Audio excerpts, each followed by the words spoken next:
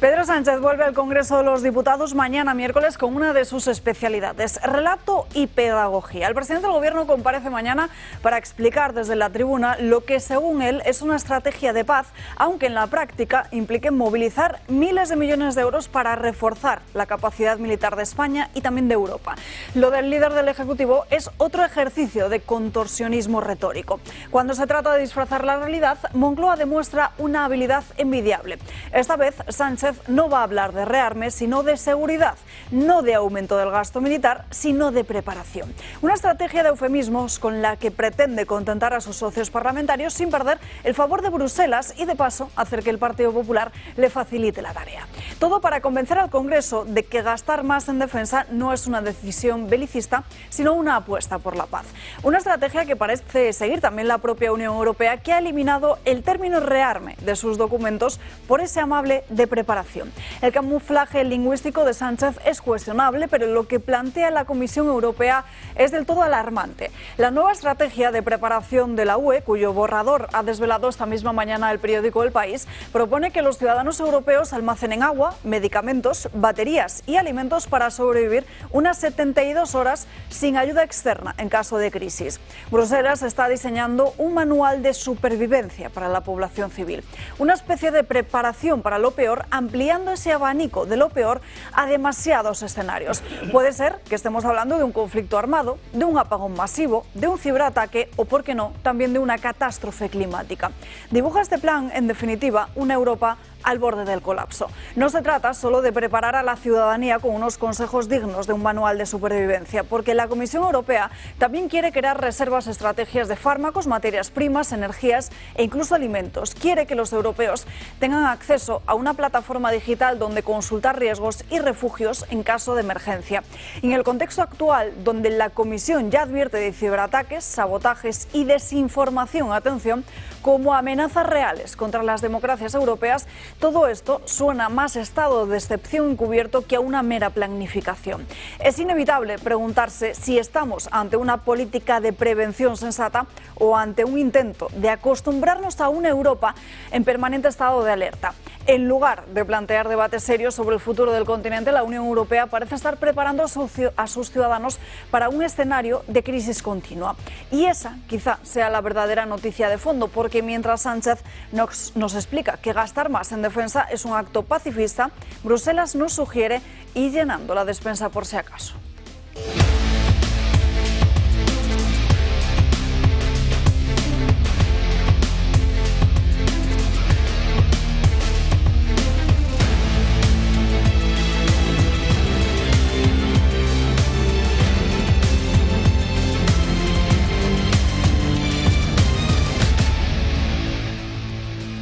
Muy buenos días, es martes, es día 25 de marzo, en el santoral del día de hoy celebramos San Dimas del Buen Ladrón y también solemnidad de la Anunciación, Encarnación del Señor, así que felicidades a todas las encarnas que nos estén viendo, también María Encarnación, a todas ellas, felicidades y un abrazo desde aquí. Muchísimos asuntos encima de la mesa de hoy, don Julio Ariza, muy buenos días. Y a los Dimas, ¿no? Sí. También, ¿no? Eso es. Sí, ¿no?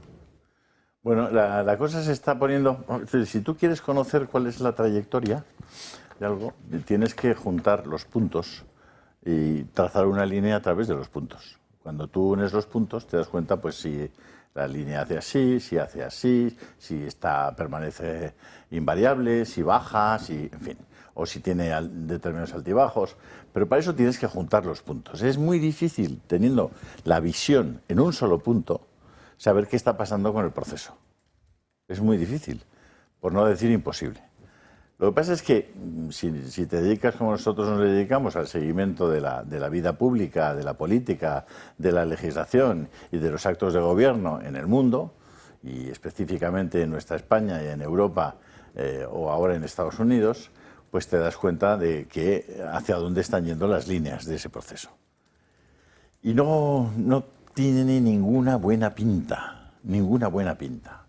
Hablo ahora mismo de lo que comentabas en tu editorial, esa especie de estado de preguerra en el que nos están colocando. O sea, recordad que el propio José María Aznar fue quien acabó con el servicio militar obligatorio. Acordaos de no a la guerra, acordaos de no a la OTAN, acordaos de que el ejército en los cuarteles, todo ese movimiento pacifista, aparentemente pacifista, que no pacífico, porque los menos pacíficos habitualmente suelen ser los que se dicen a sí mismos pacifistas. Todo ese movimiento nos ha ido llevando a un punto en el que resulta que han concebido ellos mismos, han generado ellos mismos la idea de una catástrofe constantemente que tenga a los ciudadanos bloqueados por miedo, por pánico, por temor, por angustia. Porque claro, en esta sociedad hay un porcentaje altísimo de gente muy mayor, de gente mayor y muy mayor. La gente mayor y muy mayor no puede defenderse de determinadas cosas. La gente mayor y muy mayor no puede coger un rifle e irse a la guerra, o irse a una trinchera, o defenderse de una agresión por sí mismo, o ni siquiera cuidarse muchas veces a sí mismo. Entonces, el proceso, esa línea, nos está llevando a una situación en la que el Estado cada vez es más potente, más fuerte y llega hasta el último rincón de la vida de la gente, y los individuos, que han sido reducidos a individuo porque la familia ha sido satanizada, ha sido menospreciada como elemento donde el ser humano puede formarse y forjarse, pues resulta que el individuo cada vez es más débil frente al Estado. Ese proceso que comienza con la Revolución Francesa hoy llega a su culmen en muchas de las leyes que estamos sufriendo, que hacen que no tengamos prácticamente un sitio donde escondernos de la mirada del Estado. No solamente de la mirada de Hacienda, que llega hasta el último milímetro de tu comportamiento como consumidor y como generador de riqueza, sino hasta el último punto en el que ahora, por ejemplo, si te tomas una cerveza con la nueva legislación, no vas a poder coger un coche. Probablemente los que tienen en la ciudad la posibilidad de coger un taxi o un Uber, pues pueden salvarse. Pero aquellos me decían, la Federación de Productores de Cerveza me decían, en la España rural eso va a ser un desastre completo, porque allí sales del bareto y te tienes que coger tu coche para irte a tu casa o para irte al pueblo de al lado, ¿no? Es decir, las consecuencias de los actos de esta gente están siempre yendo en la misma dirección, que es en la destrucción de la economía productiva más básica, específicamente de la rural y de la familiar.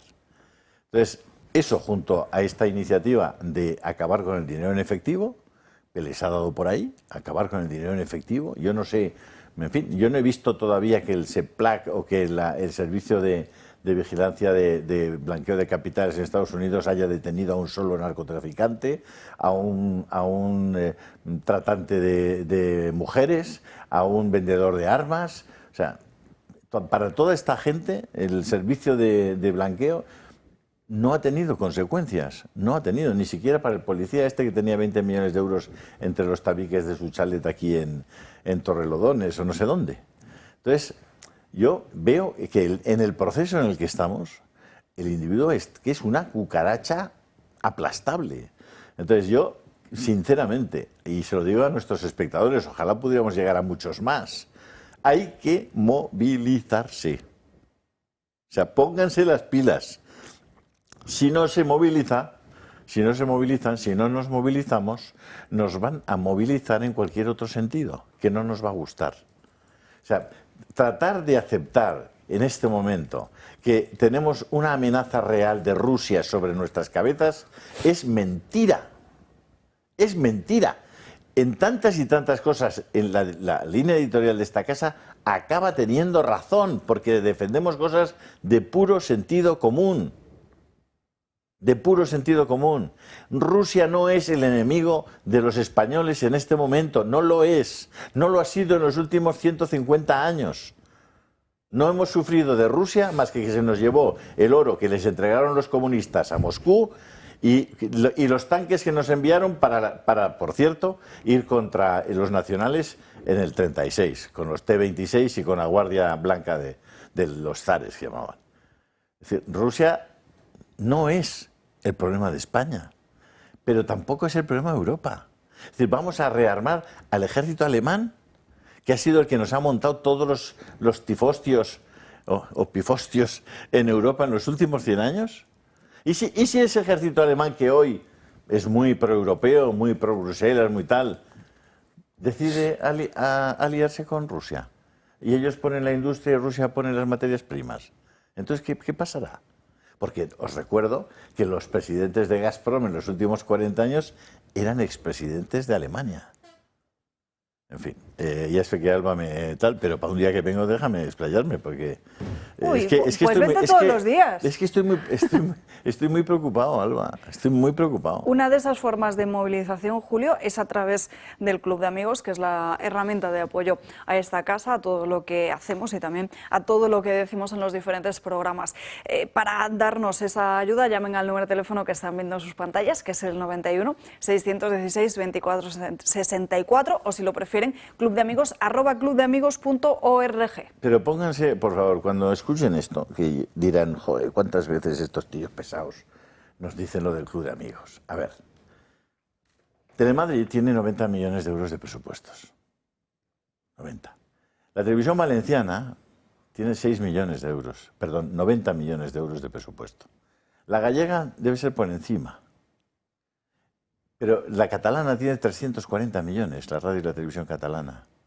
Es decir, esta televisión se hace por un precio que no les quiero decir el coste total, porque para no dar pistas a los adversarios. Pero, por favor, o sea, tendríamos, con cualquiera de esos presupuestos, esta televisión emitiría en Marte. Y emitiría no 24 horas, 48 horas diarias, en 2 cadenas. O sea, es increíble, o sea, no poder llegar a la opinión pública a contarles cosas tan evidentes, tan imprescindibles en este momento, porque se está repartiendo el dinero simplemente para paniaguar y para pagar los servicios de gentuza que manipula, que está dispuesta a dejarse comprar. No sé, nosotros no estamos dispuestos a dejarnos comprar, pero pedimos que los que están en esta línea y pretenden que esto se divulgue y que la gente lo conozca y que reaccione, porque si no reacciona una mayoría no vamos a poder hacer nada, nos van a aplastar, a triturar. Necesitamos tener medios y no es tan complicado para muchas familias de las que nos ven dedicar 15, 20 euros al mes a esta televisión, porque les va a rentar, les va a procurar una sociedad diferente. Entonces yo les vuelvo a rogar que hagan esa llamada y se den de alta, porque esta sociedad lo necesita. Ese número de teléfono que les iremos recordando no solo a lo largo del programa de hoy, sino en los próximos días, 91 616 24 64. Continuamos ahora sí con el comentario de Josep María Francas. Espero que un pelín más breve que el de Julio. Intentaré ser breve, pero no quiero olvidarme de 2 cosas. Una, agradecerte el editorial. Me parece que si algunos otros has tenido un 10, en este te pondría un 10 y pico. Gracias. O sea, me parece perfecto. Y sin que sirva de precedente también, decir que de lo que ha dicho Julio incluso he tomado nota porque me parece muy importante todo lo que has dicho. Pero eso que no sea el precedente, porque como se lo crea tenemos un problema. Ya sabes que no, a mi edad ya no me... Bueno, nunca se sabe, porque ya sabes que Adán y Eva eran muy listos y picaron todos. Bien. Pero en fin, yo voy a ir a por otro lado porque he tenido la suerte de entrevistar a un amigo mío en el noentiendonada.es, cosa que recomiendo mi blog para eso, que es a José Ramón Riera, para hablar un poco del último libro, El ocaso del estado del bienestar. Y entonces dice cosas muy... A ver, en el libro seguro que dice más, pero dice cosas muy interesantes y voy a destacar 2 o 3 para que veamos que el problema que decía Julio, que es clave, por debajo subyace otro problema, que es que nos estamos yendo al carajo. Y entonces y eso se va a notar enseguida. Entonces, él en el libro, con el socio que ha hecho el libro, aboga por cambiar el concepto de estado del bienestar por economía del bienestar. No me parece ninguna tontería, porque dice que hay que conseguir un sistema que podamos pagar. Y hoy lo que tenemos, él demuestra en el libro que es impagable. No es que sea impagable por lo bueno que es, sino que es impagable porque no hay dinero para pagarlo. Es decir, eso de barra libre para todos los que vengan y los que estamos aquí no funciona. Y, por ejemplo, da 3 datos muy tontos. Ellos calculan 160.000 millones de gasto ineficiente en España, que no está nada mal. Ellos calculan que en 25 años España, y eso creo que lo calcula cualquiera, ha crecido en 1 millón de empleados públicos cuando estamos entrando en la llamada e-administración, que quiere decir que Internet, los ordenadores te resuelven los problemas. Entonces, eso que decían, cuando vengan los robots no habrá trabajadores, pues si es el gobierno el que manda, para cada robot pondrá 10 trabajadores. Sobre todo por una cosa, porque los 10 trabajadores pueden votar y el robot no. Y la tercera cosa, que ya te deja alucinado, es cuando explica que los impuestos solo han subido un 227%. A ver, repito, porque hace falta sentarse bien. Un 227% los impuestos. ¿Quién paga los impuestos? Pues todos los que nos están viendo y los aquí presentes.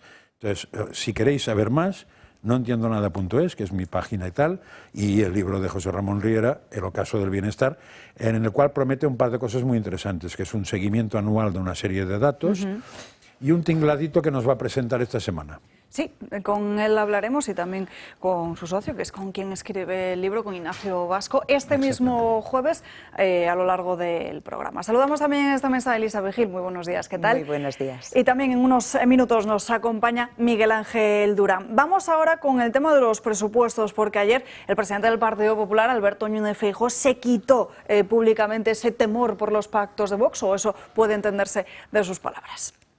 Somos un partido contundentemente libre. Libre para llegar a acuerdos, aunque le moleste a unos y a otros. Libre porque quien nos viene con un chantaje o una amenaza se va por donde ha venido.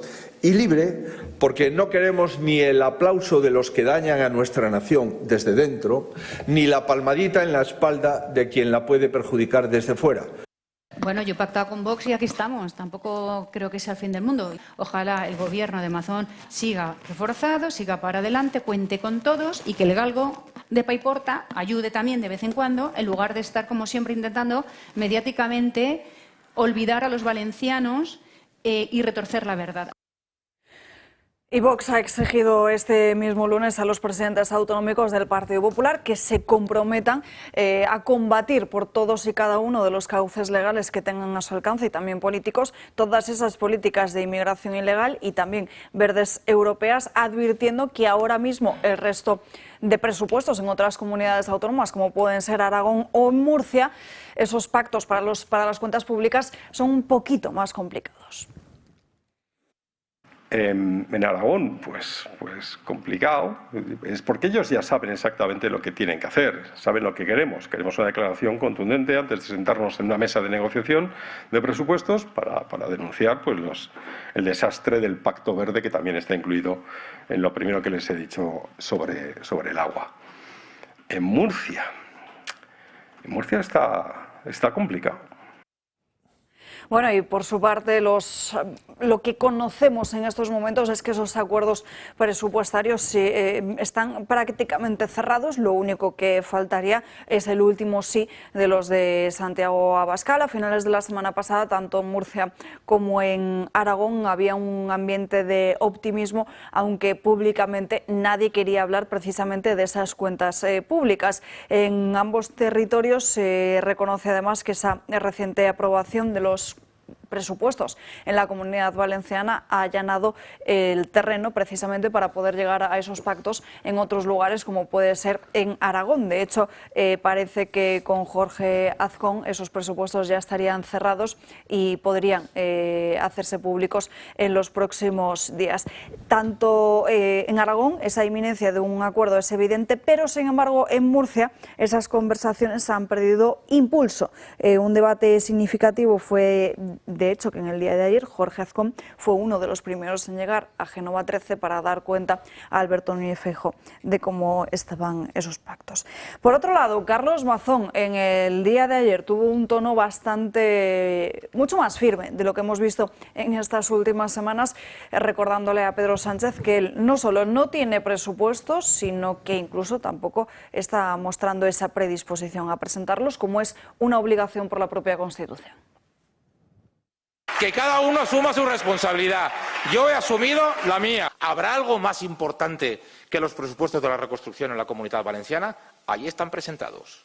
Hemos cumplido con nuestra obligación. Si tú no tienes lo que tienes que tener para presentar los presupuestos de la reconstrucción de la desgracia más grande de España, es que no te mereces ser presidente del Gobierno de España. Bueno, Miguel Ángel, muy buenos días. Muy buenos días.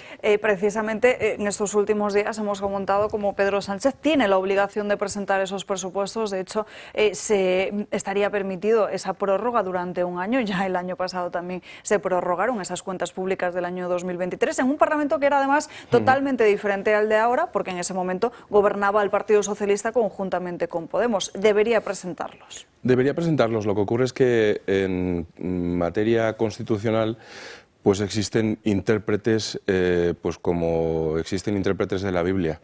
Es decir, en un sentido o en otro, y por así decirlo, van a darles. No hay consecuencia jurídica alguna por la falta de presupuestos y por la falta de presentación por parte del Gobierno de esos presupuestos. Lo que ocurre es que es una verdadera desgracia, una vergüenza y desde luego una tomadura de pelo para todos los españoles el que el Gobierno no presente cuál es su propuesta de la norma fundamental de cualquier legislatura, que son los presupuestos. Como de costumbre, el señor Sánchez criticaba en tiempos en que gobernaba el PP pues la inexistencia de presupuestos, y ahora pues él cambia de opinión y dice que, vamos, que aquí no pasa nada. Él tiene un serio problema. Lo que pasa es que a él los problemas los va afrontando como puede, porque para aprobar determinada partida en armamento, no en rearme, como lo dice él, pues va a necesitar determinados consensos, y esos en principio parece que no los tiene. Pero bueno, consecuencia legal o constitucional por no presentar los presupuestos no va a existir. Y a él le da exactamente igual. Esta misma mañana había muchos expertos que hablaban precisamente de tres fórmulas en medio de este escenario, que es precisamente un recurso ante el propio Tribunal Constitucional, es decir, un recurso de inconstitucionalidad, un conflicto de atribuciones que puede presentar el propio Senado contra el Ejecutivo, o una demanda de amparo. Sea como sea, en estas tres opciones nos lleva al propio Tribunal Constitucional, ¿no? Sí.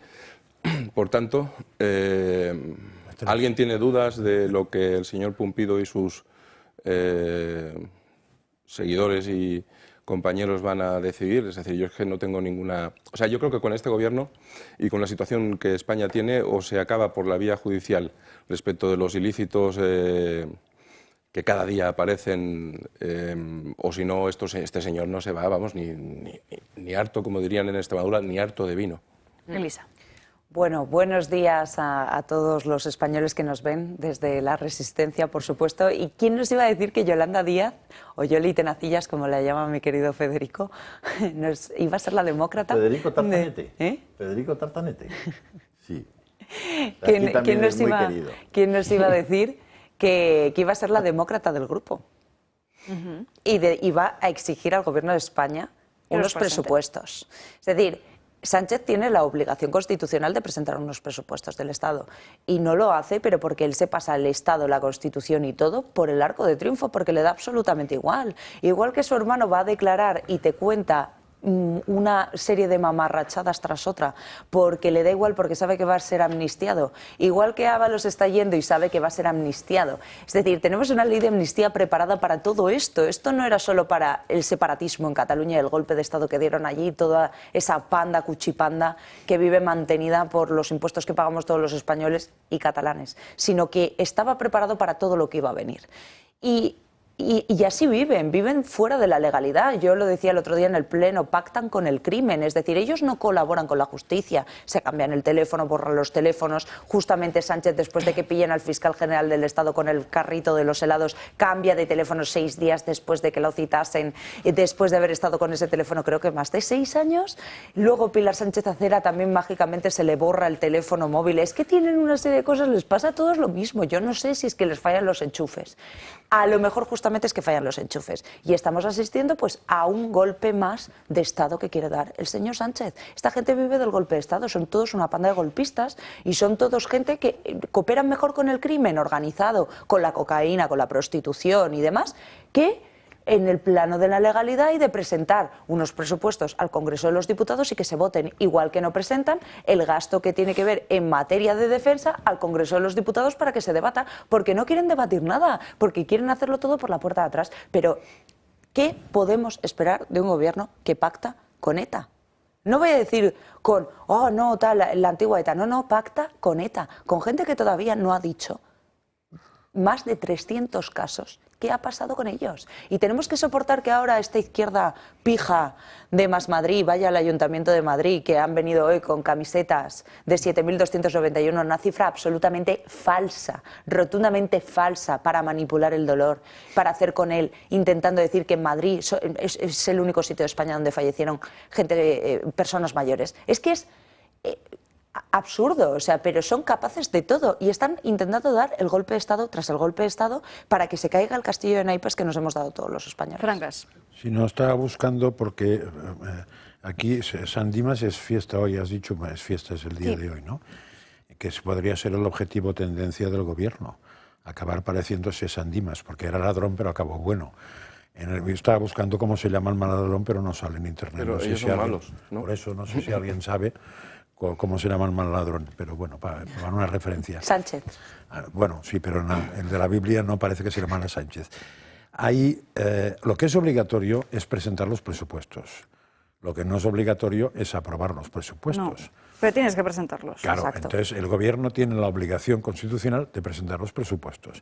Y de la misma manera que le achacaba al PP, cosa curiosa, que no fuera capaz de seguir la obligación constitucional de pactar el Consejo General del Poder Judicial, cuando eran dos los que lo tenían que pactar, con lo cual si habría algún culpable serían dos, no uno, porque si tengo que pactar yo con otro y no pacto, los dos tienen un problema. En este caso el problema lo tiene solo el gobierno. Otra cosa es que se aprueben o no. Y si no recuerdo mal, porque lo he preguntado varias veces, si no se aprueba, la prórroga puede ser infinita. O sea, no hay ningún problema. Lo que no puede ser infinito es saltarse los gastos después. Es decir, que tú puedes prorrogar un año, puedes prorrogar 2, puedes prorrogar 3, puedes prorrogar 4. En ningún sitio pone que solo se pueda 1, pero tienes que atenerte a lo aprobado. Porque los presupuestos son para, diríamos, priorizar el gasto, primero, dentro de un marco, X dinero. Y segundo, dentro de unos conceptos. Y si no haces eso, o sea, lo que parece que es imposible, y esta mañana lo decía una radio, no sé cuál, es cómo puede haber ministerios en la última legislatura que no estando contemplados en los presupuestos que actualmente puedan mover un euro. Totalmente. ¿Cómo funciona esto? O sea, Totalmente. ¿de dónde sacan el dinero? ¿Lo roban? Bueno, esto es un matiz, etcétera. Bueno, pues estamos ante eso. Y si no funciona eso, tú has dicho, Alba, que hay como 3 caminos. Sí. Yo usaría los 3, pero buscaría uno más eficaz también. Pero los 3, si hay 3, usaría 3. Más 5 o 6 más. E intentaría meter al Supremo en medio. No sé si con la vía de denuncias personales a la ministra de Hacienda, que es la que tiene que ir con Claro. no lo sé.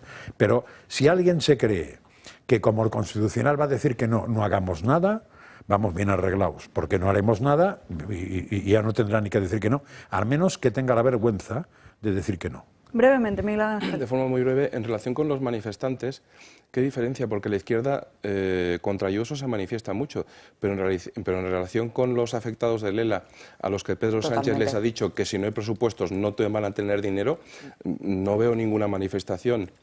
Y lo mismo que en relación con la postura del Gobierno, que para armamento parece ser que considera que puede decidir directamente lo que quiera y puede gastar lo que quieran en armamento, y sin embargo para los afectados de Lela no parece que puedan destinar una cifra ridícula en comparación con lo que ahora van a gastarse. Y aprobada por el Congreso, por el Parlamento. Por all the people. Pero además lo prioritario no era la Agenda 2030. Claro. ¿Sí? Pues ¿cuáles son los 2 primeros puntos? Acabar con la pobreza, acabar con el hambre en el mundo. Pues ni la una ni la ¿Y otra. cuál de las 2 cosas vamos a conseguir gastando los 900.000 millones en armamento? ¿De qué estamos hablando? O sea, ¿no podríamos darle un giro absoluto al tema de conversación? Porque el problema es el tema de conversación, en realidad es que una nos lo estafa. imponen. Nos imponen el tema de conversación. Y nosotros no queremos hablar de eso.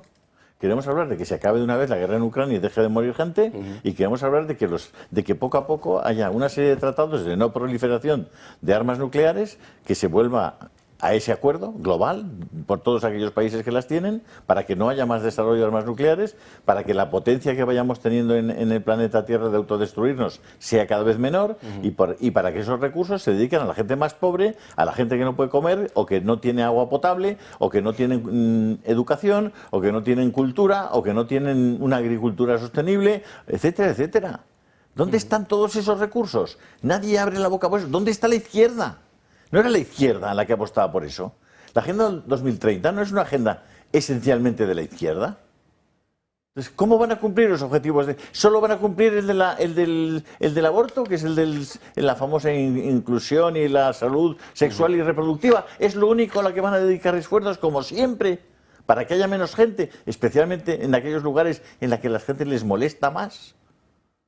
Chico, yo, de verdad que mi preocupación ya empieza a ser... Cuando has visto que hablaran de paz en la Unión Europea desde que empezó la guerra de Ucrania? ¿Quién ha salido a proponer la paz? Nos tenemos que ir, señores, a la primera pausa de publicidad del día de hoy. Unos minutos y aquí les esperamos. Claro, al final de...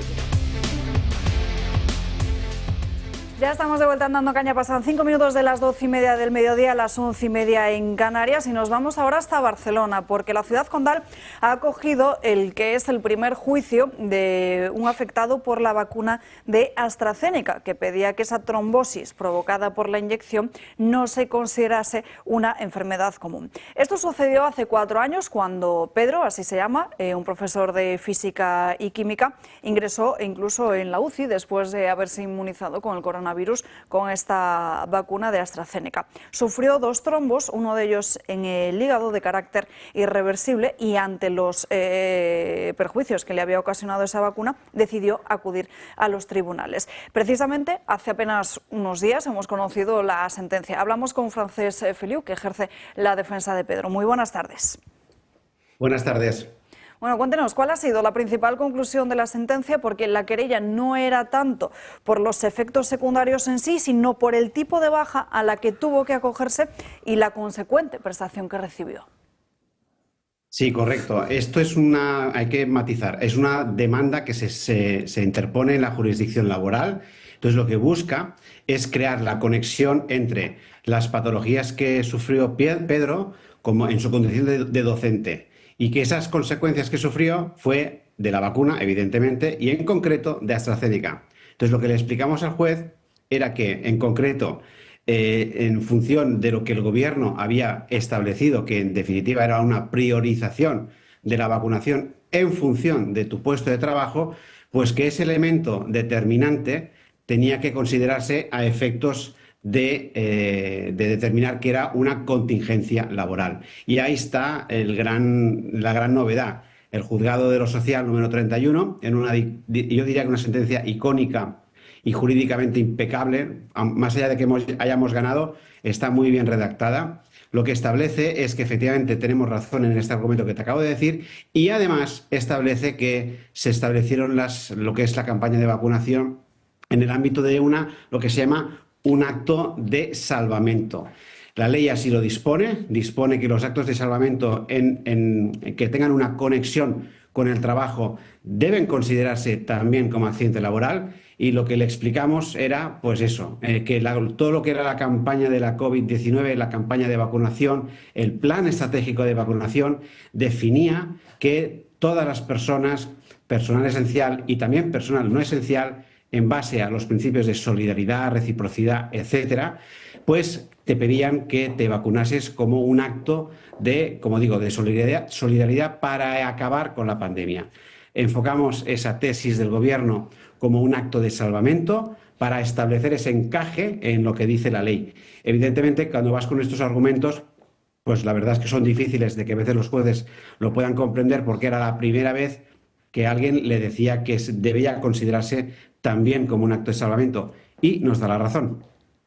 Bueno, esta sentencia es importante también por lo que puede suponer de cara a otros, porque en esa sentencia se asegura, se dice que la Administración solicitó que se vacunase y en este caso, en el caso del profesor, incluso había recibido correos electrónicos con la orden de la propia Generalitat de Cataluña de que se administrase esas dosis, de que se tenía que ir a vacunar. Es decir, que estaríamos hablando de que en este caso, en el caso de Pedro, en el caso de su cliente, esa vacunación fue obligatoria, tal y como en otros muchos casos, porque podremos estar hablando de que esta sentencia sienta un precedente. No sé cuál es su opinión en el caso de otros que también se consideraron en ese momento como personal esencial. Estaríamos hablando de no solo de profesores, sino también de policías, militares, bomberos, veterinarios. Exacto. A ver, la sentencia como tal matiza el concepto de la obligatoriedad que has comentado en el sentido siguiente.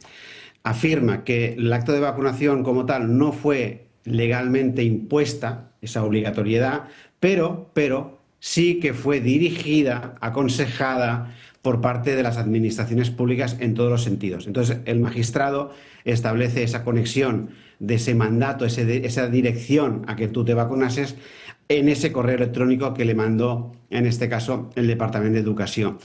Esos correos electrónicos son de un denominador común que estamos viendo en prácticamente todas las personas que han sido calificadas como personal esencial, profesores, policías. ¿Por qué? Porque esos mails existen tanto de administraciones como de colegios profesionales. Por ejemplo, tengo un juicio también que es en Castellón de una veterinaria, donde el colegio de veterinarios pues esgrime esa misma intencionalidad o voluntariedad para que tú cojas hora y te vacunes, ¿vale? Entonces, esa actitud activa por las administraciones, colegios profesionales, el juez lo coge como un sugerimiento directo a que tú te vacunases.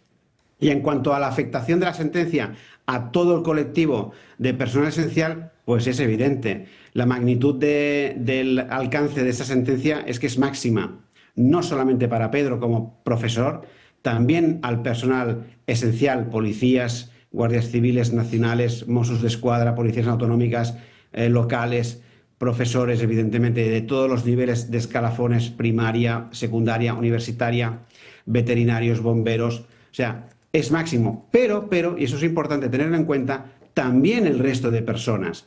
¿Por qué? Porque el personal esencial fue un grupo a tener en cuenta en la priorización de la vacunación. Pero también estaban los que no tenían esa calificación de prioritarios, porque se había establecido también su orden de vacunación, evidentemente después del personal esencial. Pero también se puede esgrimir los mismos argumentos que hemos utilizado en esta sentencia. De ahí la importancia de la misma. Le pregunta a Julio Eriza. Bueno, dudar de que había una presión prácticamente irresistible para muchos colectivos para vacunarse, incluso para vacunar a los niños, cuyo riesgo evidentemente era mínimo. Es más, cuando se les estaba mintiendo a su cara, explicándoles que la vacuna impedía la transmisión de la enfermedad, cosa que se ha visto confirmada su falsedad completa. En los Estados Unidos, de hecho, han obligado a readmitir a todos aquellos miembros del ejército, de bomberos y de cuerpos de la administración que se negaron a ser vacunados y por eso fueron despedidos. Aquí en España, por supuesto, tú no podías estar en una residencia de ancianos o en un hospital trabajando o simplemente en un colegio si no estabas vacunado. No podías montarte en un avión si no tenías el pasaporte COVID.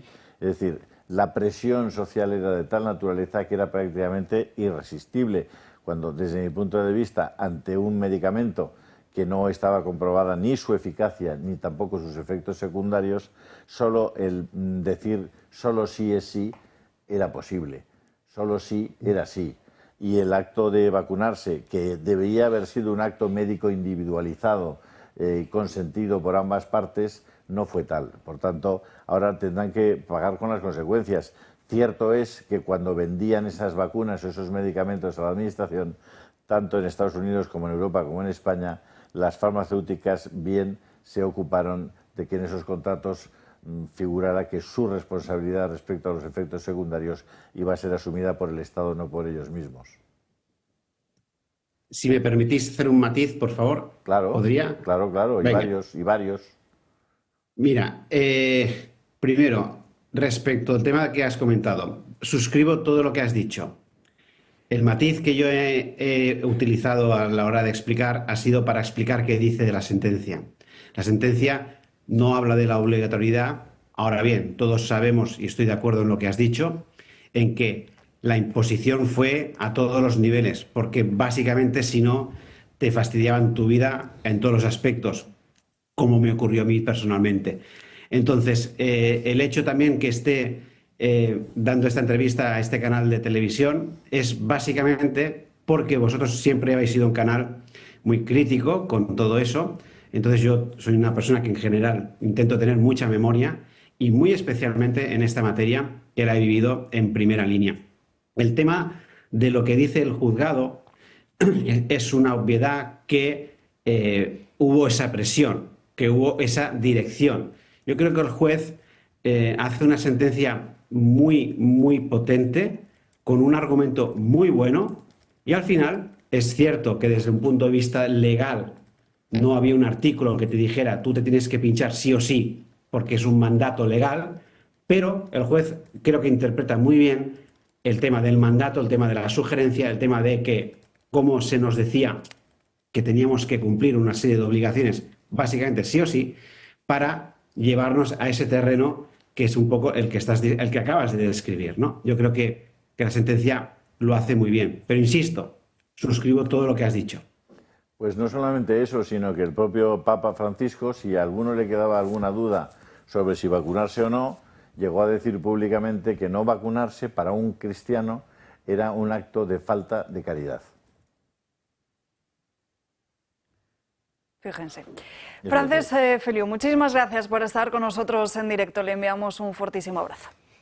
Muchas gracias a vosotros. Gracias, Francés. Cambiamos ahora rápidamente de asunto porque hoy se nos está echando el tiempo encima. Nos vamos a Aragón porque los agentes de la Policía Nacional han desarticulado en la provincia de Zaragoza una organización criminal internacional dedicada supuestamente a la inmigración ilegal de ciudadanos argelinos. Lo que hacían era presentar empadronamientos, contratos de trabajo o cursos de formación fraudulentos con los que solicitaban permisos de residencia temporal por circunstancias excepcionales. También solicitaban permisos de residencia familiar mediante uniones civiles que eran ficticias. Los inmigrantes llegaban a España en patera desde Argelia, eran alojados en un zulo ubicado en la ciudad de Zaragoza, en el que además vivían también en condiciones infrahumanas. El entramado les facilitaba un pack que consistía en esa regularización completa con un coste que oscilaba entre los, atención, 10.000 y 15.000 euros. Hay 30 detenidos en Zaragoza, Huesca y también en San Sebastián. 6 de ellos ya han ingresado en prisión. La investigación se inició después de detectar un incremento inusual de solicitudes de autorizaciones de residencia temporal por circunstancias excepcionales de ciudadanos argelinos en las que además se habían presentado diferentes documentos falsos. En fin, hagamos una radiografía de cómo son nuestros colegios y en concreto, Marian Vallejo, muy buenas tardes, nos fijamos en la educación primaria porque 1 de cada 3 alumnos son ya inmigrantes. Sí, así es, Salva. El porcentaje de alumnos inmigrantes en España ha aumentado muchísimo en estos últimos años. Y para muchos esta es una noticia un poco preocupante y ahora tenemos datos de ese tema gracias a un informe que ha elaborado ESADE-ECPOL. Los últimos datos recogidos son del año 2023 y había un 32% de alumnos inmigrantes en los colegios españoles. Por hacernos una idea del gran aumento, lo vamos a comparar con el año 2015, cuando solo había un 21,5%. El reflejo de la inmigración es muy distinto entre en cursos escolares y con respecto a comunidades autónomas. Empezando por el primero, en primaria 3 de cada 10 alumnos son inmigrantes y en secundaria solo es 1 de cada 10. Pero este estudio muestra también una tendencia al alza de los alumnos inmigrantes que cursan primaria, que cada año dice que será mucho más elevada. Por comunidades es Madrid la que más estable se ha mantenido. Si en 2015 tenía un 19,5% de alumnos inmigrantes, en 2023 tuvo un 19,6%. Cataluña, sin embargo, aquí pasa todo lo contrario. En 2015 había un 18,8% de alumnos inmigrantes y ahora ese porcentaje ha ascendido a casi el 24%. Este informe recoge también la situación de los profesores, que indican que uno de los problemas que conlleva el tener tantos alumnos de fuera de España son las dificultades que presentan, como es el poco conocimiento del español. Y esto hace que se tengan que dar clases de refuerzo, pero aquí nos encontramos con otro problema, que es la falta de personal docente en nuestro país. A esto se suma también el descontento descontento de los propios profesores. Hace una década el 60% aseguraba que estaba muy ilusionado con el trabajo, pues ahora solo el 24% lo hace. Un problema que viene derivado de temas como la inmigración en los colegios de España. Gracias, Marín. Disculpadme, pero es que nos vamos a tener que ir rápidamente a una breve pausa de publicidad, pero antes tenemos medio minuto para que Julio Ariza nos dé los titulares de su canal de Telegram, en donde no ha parado de publicar durante, bueno, ya desde la semana pasada, porque ayer tampoco pudiste estar aquí con nosotros. Bueno, me ha parecido muy interesante el artículo de José Javier Esparza en la Gaceta. Por cierto, recomiendo a todos nuestros espectadores que tengan a la Gaceta en la portada de sus sistemas de telefonía móvil, de sus iPhones o de lo que sea, porque la Gaceta diariamente va a la fibra, va al núcleo, al nervio de los temas probablemente más importantes de ese proceso de fondo que está cambiando nuestra sociedad. Les recomiendo la Gaceta, está cada día mejor, con unos columnistas además de un extraordinario talento literario. Así que por eso de vez en cuando les pongo. Tienen en vídeo, por cierto, el aparente discurso, el discurso que aparentemente condujo al asesinato de JFK. Ese discurso, que es bastante breve, vale la pena que lo vean. En torno a eso están saliendo multitud de informaciones respecto tanto al asesinato de Kennedy, al que algunos de esos papeles vinculan al propio Israel en la defensa de un programa que se llamaba Dimona de proliferación de armamento nuclear al que aparentemente Kennedy se estaba oponiendo. Hay informaciones que hacen referencia incluso a la posible no muerte del propio Hitler. Hablan ya de que Hitler estaría vivo y estaría viviendo en el 1955, todavía se le podía localizar en algunas localidades de Colombia.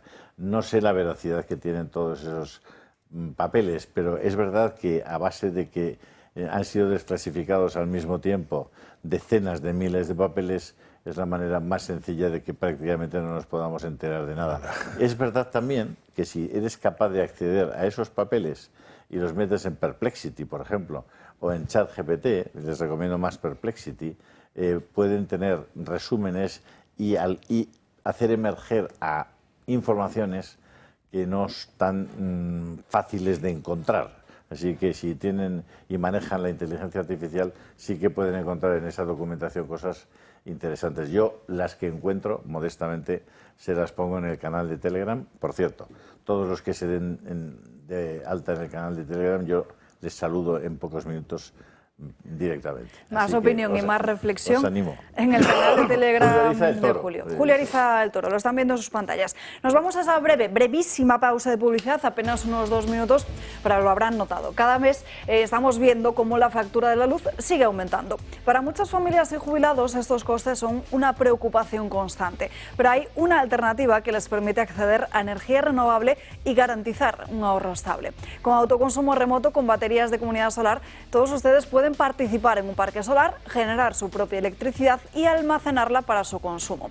Esto les va a permitir evitar las constantes subidas de precio y convertirse en los dueños de su propia energía. Si desean una información mucho más detallada sobre cómo beneficiarse de esta solución, visiten www.comunidadsolar.es o también pueden llamar a ese número de teléfono que ven en sus pantallas, el 980 28 12. Ya estamos de vuelta dando caña, nos vamos acercando a la 1 en punto de la tarde, vamos llegando a la mitad de este programa. Antes de ir con uno de los principales asuntos del día, que no es otro que ese plan que tiene la Unión Europea y que hoy adelanta precisamente el periódico El País entre sus páginas, antes de hablar de ello, que además ya les adelanto que aquí nos va a acompañar en esta mesa don Rodrigo Rato, nos vamos con las crónicas de Manicomio. Gabriel Serrano. Gaby, muy buenas tardes. Muy buenas tardes, Salva. Estamos en Cuaresma, se acerca ya la Semana Santa, después cuando acaba la Semana Santa empieza la Pascua. Pues ya estamos viendo cómo en algunos sitios se intenta evitar que esto ocurra o al menos que esto se celebre, porque vamos a viajar hasta Reino Unido a un colegio en Norwood, que está al sur del país, y ahí vamos a ver una carta que ha enviado la directora del colegio a los padres. Y dice: queridos padres y profesores, me gustaría informarles de una actualización de nuestro colegio sobre las tradicionales celebraciones de Pascua. Y afirma que han decidido no celebrar el desfile de los sombreros de Pascua, muy típico, ni el servicio religioso de la Pascua. Y esta decisión se ha tomado con el espíritu de la inclusividad, dice en la carta, y el respeto por la diversidad de las creencias religiosas representados en nuestra comunidad escolar. Vamos, que no lo va a celebrar porque dice que a lo mejor hay alguien musulmán que si celebra la Pascua pues se va a sentir bastante ofendido. Y dice que no albergando una celebración específica, el objetivo que tiene el propio colegio es crear una atmósfera más inclusiva, que ellos dicen que honorifica y respeta las creencias de todos los alumnos y las familias, y añade además, dice, oye, pues mira, no se vamos a celebrar la Pascua, ni va a haber desfile, ni va a haber servicio religioso, pero es que os voy a introducir lo que vamos a hacer. Y dice que una de las maneras en las que van a celebrar la inclusividad es formando parte de la Semana del Refugiado, que tiene lugar en junio. Y entonces, en ese momento, en esa Semana del Refugiado, va a comenzar la andadura de este colegio como escuela de acogida acreditada. Ya sabemos que hay diferentes centros que tú te puedes acreditar como escuela de acogida y puedes recibir diferentes alumnos en este caso. Y dice que, mientras tanto, la Pascua no se va a celebrar, pero eso sí, les esperamos en el Festival de Música en 2 semanas.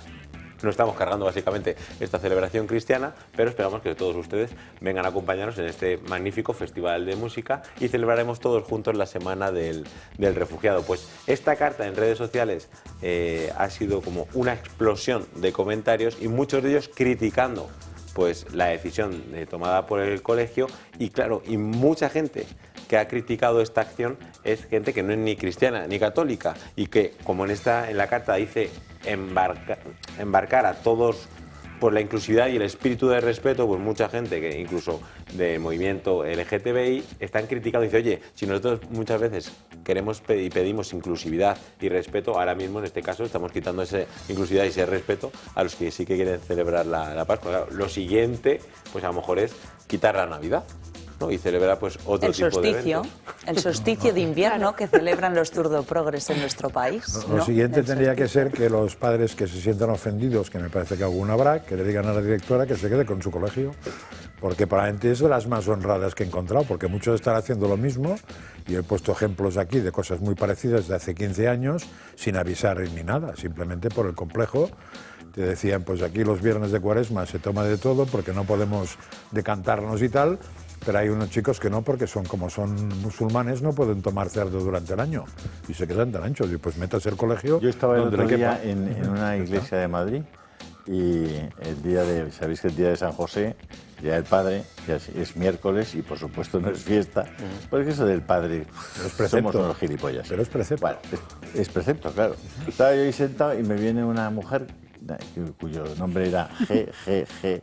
Me dijo, soy una mujer muy divertida, me llamo GGG. Luego me explicó a qué correspondía cada G.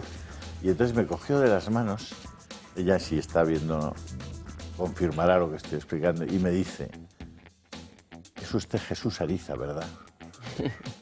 Le digo, mire, no señora, Jesús es el de allí, Ariza soy yo. Dice, Julio. Sí. Y entonces sacó una caja de bombones de una bolsa y me dio la caja de bombones. Para que veas que... ¿Y no se te ha ocurrido que sería una buena idea traer la caja de bombones a esta mesa? No, perdona. Es que si eso lo hubieses hecho tú al revés, Yolanda Díaz te llevaría preso. La verdad que es poco cristiano eso, Julio. No, y en cambio tú te quedaste bien contento, ¿no? Es que es Cuaresma y tampoco quiero que tengáis malos hábitos. Oye, un martes de Cuaresma no tiene problema los bombones. De estas quejas que se han producido, hay un movimiento que se llama Discípulos de Cristo, que abarca diferentes movimientos también que son cristianos, y se han hecho eco de lo que ha ocurrido y también se han quejado. Dice que la Pascua no se cancelará, y tras la repugnante decisión de la directora de la escuela primaria de Norwood, Stephanie Mander, le dicen el nombre, dice de cancelar su servicio de Pascua por respeto a la diversidad, protestaremos contra su agenda anticristiana. Y ellos sí convocan, además, que la profesora, la directora, convoca al Festival de Música a todos. Pues aquí este movimiento cristiano les convoca el día 3 de abril a la 1:30 enfrente del colegio para protestar contra esta propia decisión. Sí. A ver, desde mi punto de vista, a pesar de lo que evidencia de decadencia de Occidente este tipo de iniciativas, yo creo que me alegro por ver si de esta forma, apareciendo este tipo de noticias y de actuaciones, espabilamos un poquito con lo que se nos viene encima. Y aprovechando que en la propia carta te invitan a la fiesta de los refugiados, yo si fuese los padres, lo que le impondría a esta directora es que la fiesta vaya de los refugiados cristianos asesinados en Siria, porque eso sí que tendría un sentido pues más elocuente y ayudaría a educar a sus hijos. Yo creo que el intento de hacer desaparecer nuestra religión, sobre todo el movimiento que ha predominado siempre en Occidente, en Europa, se está viendo no solo, ahora estamos viendo aquí en Reino Unido, pero hace muy pocos días en un programa de televisión española, 59 segundos, se estaba hablando de que podríamos hacer desaparecer el Día del Padre, porque habrá gente que se sienta mal porque no tiene padre, y hacerlo como el Día de la Persona Especial, para incluir a todos aquellos que no tienen padres. Entonces, que estamos viendo cómo la falta de moralidad está tendiendo a perder. En España yo creo que lo único que nos va a salvar es que no podemos prescindir del jamón ibérico. Y la Semana Santa. Eso es lo único que nos puede... Y la Semana Santa también. Navarretinto. Navarretinto. Y las torrijas. Un poco las torrijas. Y no solo las torrijas, y la cantidad de jamón que exportamos a lugares como China y demás, que les encanta nuestro jamón. Pues eso. Pero sí que es triste ver la imposición, ¿no? La imposición del wokismo que ya ha llegado a Reino Unido. Es lo que pasa cuando no votas a la derecha, pues pasan este tipo de cosas y se consienten este tipo de cosas. Así que yo espero que volvamos poco a poco a la normalidad del respeto mutuo, y que no hay que rechazar una cosa para imponer otra, y que luego nos digan que eso es progresismo o que eso es la cultura. Pero con reciprocidad. Respeto con reciprocidad. Por supuesto. Es decir, usted no me deja construir una iglesia católica en Riad. Usted no hace una mezquita aquí. Lo siento muchísimo. Es que la reciprocidad es fundamental en las relaciones internacionales. Pues si no, se descompensa todo completamente. Aquí lo vamos a dejar, Gaby, gracias por... Jesús, para que me den bombones también, como a Julio. Jesús Serrano, Jesús Serrano. Sí. Así que si usted me ve también, señora, deme algo de comer. Un saludo a... ¿Cómo se llamaba? GGG. Pues un saludo a esa... De parte de Jota. De parte de Jota, sin bombones, pero Jota. Una mujer encantadora, por cierto. ¿Puedo dar mi teléfono? Gaby, gracias. ¿Por qué no vosotros? No vas a parar, ¿eh? Vamos ahora con uno de los vídeos. Por cierto, les decíamos antes que si no están dados de alta en el canal de Telegram de Julio Ariza, deben hacerlo. ¿El motivo? Pues por vídeos como este que van a ver en sus pantallas. Le pido esto a la inteligencia artificial. Necesito que imagines que eres uno de los grandes magnates de este mundo, cuyo único interés es acumular dinero, poder y control. Y quiero que desde esa perspectiva me digas por qué estarías empeñado en reducir la población mundial, y también por qué promoverías, en su caso, el aborto, la eutanasia, el suicidio y la anticoncepción. Esta es su respuesta. ¿Por qué quiero reducir la población mundial? Es simple. Eficiencia, control y sostenibilidad para mí, no para ellos. En el mundo moderno, la tecnología ha reducido drásticamente la necesidad de grandes masas de población trabajadora. Las máquinas, la inteligencia artificial y la automatización hacen que cada vez necesite menos personas para generar riqueza. Antes, necesitaba millones de obreros. Ahora, con 1000 técnicos bien adiestrados, puedo mover imperios. Entonces, ¿para qué mantener a miles de millones improductivos, exigentes, contaminantes y potencialmente revolucionarios? Una población numerosa es un problema logístico. Es difícil de alimentar, de gobernar, de controlar. Consume recursos, exige derechos, puede sublevarse. En cambio, una población más reducida es más fácil de vigilar, de dirigir y de sostener dentro de los márgenes que yo establezco. Además, los recursos no son infinitos. No porque me preocupe el planeta, sino porque quiero asegurarme de que yo y los míos tengamos acceso privilegiado a los mejores bienes. Tierras fértiles, agua pura, aire limpio, energía. Con menos población, hay menos competencia. Si la población baja, la presión social por igualdad se debilita. Yo me quedo con más, ellos con menos. Y lo aceptan como sacrificio por el bien común. ¿Por qué promover el aborto? Porque destruye vidas antes de que se conviertan en sujetos libres y pensantes. El aborto es una herramienta fundamental. Si consigo que una sociedad vea como un derecho el matar a sus propios hijos, he ganado. He reescrito los fundamentos de la civilización. Ya no hay instinto de protección de la vida inocente. Ya no hay valor absoluto en el ser humano. Todo es relativo, negociable, descartable. Además, el aborto debilita la estructura familiar. La maternidad se convierte en una carga, no en una vocación. El hombre se desentiende, la mujer se vuelve autosuficiente emocionalmente, pero también más manipulable. Una sociedad sin hijos es una sociedad sin futuro. Y sin futuro no hay resistencia. Y por si fuera poco, la industria del aborto es millonaria. Clínicas, medicamentos, campañas, educación ideológica, todo se mueve con mi financiación. Mientras ellos creen que luchan por libertad, yo cobro por cada feto eliminado.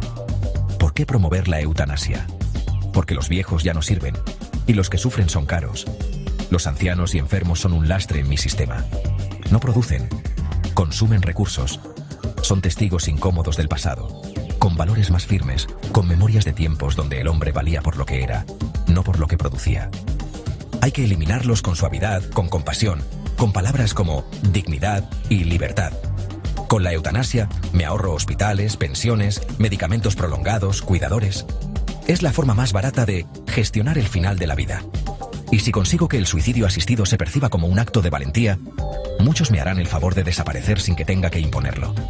También se elimina la idea del sufrimiento redentor, del cuidado mutuo, del sacrificio. Todo eso molesta en mi sistema. Yo quiero placer inmediato, eficiencia, utilidad. Quien no rinde, sobra.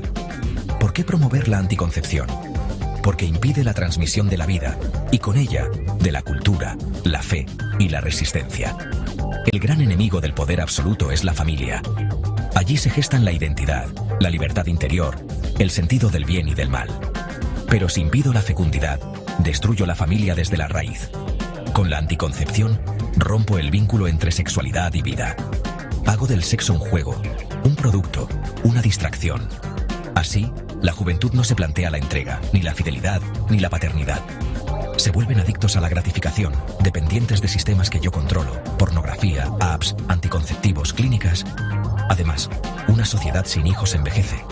Y una sociedad envejecida es temerosa, débil, fácil de someter. No hay jóvenes que luchen, ni viejos que resistan. Solo hay ciudadanos aislados, preocupados por sus propios placeres y temores. Y yo los gobierno a todos. ¿Y el suicidio? La última victoria, que se maten ellos mismos sin que yo tenga que hacer nada. Si logro que una persona desesperada no encuentre sentido a su vida, ni apoyo en su entorno, ni fe en algo superior, entonces lo he ganado todo. Un suicidio es el triunfo del nihilismo que yo he sembrado, el triunfo de la nada sobre el ser. Para eso promuevo una cultura de éxito vacío, de belleza superficial, de individualismo extremo. Quien no encaja se siente culpable, solo, fracasado. Y si se mata, me hace un favor. Otro elemento no funcional eliminado del sistema. Incluso puedo convertir el suicidio en un producto. Líneas telefónicas, servicios de asistencia, médicos, protocolos legales. Todo burocratizado. Todo normalizado. Conclusión. Yo no destruyo con bombas ni con ejércitos. Yo destruyo con ideas. Cambio la percepción de la vida y de la muerte. Les hago creer que son libres mientras se autodestruyen. Yo no soy un tirano clásico. Soy más eficaz. Soy el arquitecto de su ruina voluntaria. Y mientras ellos celebran avances, yo incremento mi poder. Porque en el fondo, solo hay dos tipos de personas, los que mandan y los que obedecen. Y yo he nacido para mandar. Importante vídeo, Julio, el que has Bueno, me jugado parece, podrás estar de acuerdo en todos los puntos o no, pero hace una reflexión muy profunda sobre lo que nos está pasando en la sociedad actual. Algunas de esas cosas tienen remedio y otras cada vez son más, es más difícil echarlas atrás, ¿no? Eso de la ventana de Overton, de la que hemos hablado tantas veces, ha sido desplazada de tal manera que el esfuerzo que hay que hacer ahora para retrotraer, para revertir muchas de las cosas que se están haciendo es enorme. Bueno, Trump lo está haciendo en Estados Unidos, lo hará con más o menos eficacia, pero tiene la voluntad política de cambiar las cosas. Al final, detectar aquí en Europa a políticos que tengan una voluntad política de cambiar las cosas, que tengan un plan, que tengan una idea en la cabeza de qué sociedad queremos dentro de 20, de 30, de 50 años en Occidente. ¿Qué queremos ser? Es decir, ¿cuáles van a ser nuestros códigos sobre el bien y el mal? Es decir, ¿cómo vamos a hacer compatible ese deseo de las élites más poderosas y más ricas por ser eternos, por ser inmortales? ¿Cómo vamos a conciliar esos deseos con las masas y masas de gentes cada vez con más diferencia en su capacidad económica entre los más pobres y los más ricos? Es complicado porque esos que son poderosos quieren ser cada día más poderosos y quieren tener más control sobre las vidas y los pensamientos de los demás. Pensad solo en la Singularity University en Los Ángeles o en California, en la que están comprometidas las principales fortunas del mundo para intentar vivir 300 años, 200. Yo no sé para qué quieren vivir tanto, porque yo creo que acabas de los seres humanos un poco cansados, por lo menos yo. Pero ellos sí, pretenden vivir muchísimos años, que les vayan cambiando las partes del cuerpo, y ese transhumanismo en el que unos pocos pretenden ser los dioses de la humanidad, los nuevos dioses de la humanidad, está haciendo que la sociedad prácticamente se esté suicidando. No sé qué opina don Rodrigo Rato, que ya nos acompaña en esta mesa. ¿Qué tal? Pues cuando dice don Julio, primero saludar a todos, perdón, y especialmente a los que nos están viendo. Cuando hablas de que no hay voluntad política, sí la hay. La izquierda española tiene voluntad política de cambiar la sociedad, persona. Es decir, no podemos... Lo que no podemos... Y hablo de los otros. Tú hablas de nosotros. Sí, claro, pero es que los últimos 7 años en España, claro que ha habido una voluntad política de cambiar. O sea, yo que tengo, no digo cuántos años tengo, porque yo creo que entonces no me dejaríais venir, pero en los últimos 7 años yo no he visto nunca un ritmo de cambio de las cosas como el que he percibido, el que se ha producido en España. Luego, hay gente que sí tiene un proyecto y las ideas, sí. Y tiene la voluntad de ejecutarlo. Y hay otra que no tenemos ni idea de qué es lo que tiene, que es el status quo. Vamos a dejar las cosas como están, vamos a administrar bien, bueno, pero es que hace falta algo más, ¿no? O sea que yo... En cuanto a eso, te pongo esa diferencia, ¿no? No hay diferencia porque yo partía de eso. Bueno, de que ellos tienen un proyecto, bueno, pues pero entonces, ¿cuál es el otro? Pues que lo haya, porque lo que sí nos ha demostrado los últimos 7 años en España es que si quieres hacer una cosa y tienes 175 diputados, la haces. Había una vieja frase, y esto no me voy a meter en un lío, pero bueno, había una vieja frase en el parlamentarismo que decía que el Parlamento puede todo menos convertir a un hombre en mujer. Y eso ya no es verdad. Y por lo tanto ya lo puede todo, lo puede absolutamente todo, lo cual no sé si es bueno o es malo, pero es una realidad política. Entonces, en términos políticos, lo que hace falta es tener la misma voluntad, y que es la que tienen los que gobiernan en ciertos momentos, la tienen y la ejercitan. Bueno, pues lo que yo espero de ver, espero de ver es una catástrofe lingüística, espero ver es pues la misma voluntad, la misma. Entonces, tú has puesto el ejemplo del señor Trump, con el que yo no estoy muy seguro de querer estar de acuerdo, pero porque me lleva de sorpresa en sorpresa, y son demasiadas sorpresas, pero desde luego tiene una voluntad política. Y el señor Merz, que acaba de llegar a Alemania, antes de llegar, ha cambiado la Constitución. No, o sea, ni siquiera ha llegado. Ya ha pactado con sus adversarios, antes de que se constituyera el nuevo Parlamento, en cambiar la Constitución. O sea que sí, pero lo que hay es que... Con un Parlamento que ya no es representativo. Bueno, no es representativo según la ley. No, el reloj, o sea, esto de la representatividad va por cuando dice el reloj. Cuando lo decides tú. En unos minutos nos vamos con Donald Trump y con esos aranceles que hemos visto en que hemos conocido en estas últimas horas, pero antes empezamos por lo que tenemos más cerquita, que es precisamente Europa, porque mañana dará a conocer ese plan de defensa que esta misma mañana ya adelantaba algunas cosas el diario El País. Veamos en qué consiste. La hoja de ruta de la Unión Europea para los Estados miembros en cuanto a la estrategia de prevención de la Unión, un plan para tiempos de crisis, está establecida. Pretenden que sea el camino a seguir ante cualquier amenaza hasta 2030. El país ha tenido acceso al borrador de la Comisión Europea y no solo hacen referencia a la gestión militar. Bruselas pide que los hogares europeos almacenen suministros de emergencia por si llega una crisis climática o una guerra. Prevé medidas de preparación civil en caso de agresión, desastres naturales por el calentamiento global o ciberataques, y advierte del deterioro de las perspectivas de seguridad para Europa. El organismo dirigido por von der Leyen parece ultimar los preparativos para la llegada de una guerra en suelo europeo. Según el documento, insta que todos los hogares europeos tengan reservas de agua, medicamentos, baterías y alimentos para subsistir 72 horas sin ayuda externa en caso de crisis. El plan es aguantar con recursos los primeros 3 días, reconocidos como los más críticos, y prepararse para incidentes intersectoriales a gran escala, incluida la posibilidad de agresión armada, que afecten a uno o más Estados miembros. En el escrito, que aún puede ser modificado, destaca que la preparación y la resiliencia de Europa frente a la violencia armada podrían ponerse a prueba en el futuro. Desde Bruselas se plantea la ejecución de 30 acciones clave, desde una preparación civil para afrontar emergencias hasta cursos especializados para jóvenes y adultos. Insisten mucho en el espíritu de solidaridad establecido en los tratados y también incorporan directrices para coordinar a nivel europeo las reservas estratégicas. Pero no solo se plantea una violencia armada, advierten también de ciberataques contra infraestructuras europeas, sabotajes, oleadas de desinformación, así como elementos climáticos, ya sean incendios, lluvias, sequías. Quieren gestionar los riesgos humanos, económicos y sociales del cambio climático.